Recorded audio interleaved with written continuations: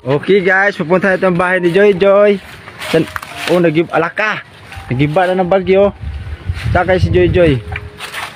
Joy! Oh, alaka. Ano yan Joy? Nagligpit na mga gamit kasi bakit? Nabasa sa ano? Sa ulan. Nasira pa ng bahay niyo Joy sa bagyo Joy? Opo.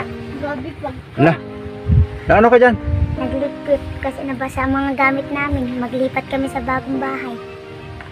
Sa bagong bahay nyo? Opo. Warak-warak. Wala na. Kita ng langit. Diba? Sa bahay ni Joy Joy. Giba na.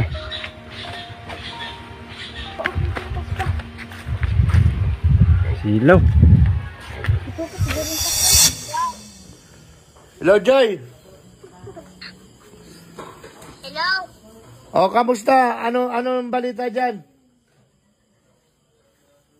Okay lang. Nakalipat na kayo dun? O nga, nakita nga namin, nasira ang bahay mo. Eh, nakalipat ka na ba dun sa sa bagong bahay, nakalipat na kayo? Opo. Eh, buti. Ano? Nasira ang atip.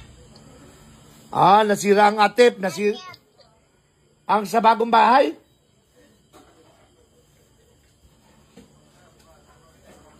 Ako, napakahina na signal kasi dun eh.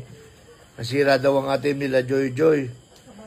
Wasak-wasak naman yung nakabasak-wasak yung bahay. Nakita naman natin no, sa video. Kasi pinabidyo lang doon, tapos sinend sa akin. Pero hindi sinasabi ni Joy Joy na wasak yung bahay nila.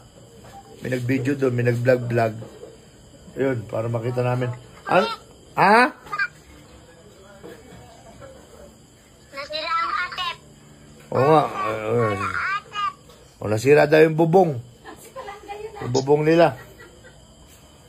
O, sige, pupunta kami dyan.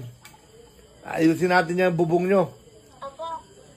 O, mga gamit nyo, nasira. Wala man. O, wala. O, Basak na. mga basa.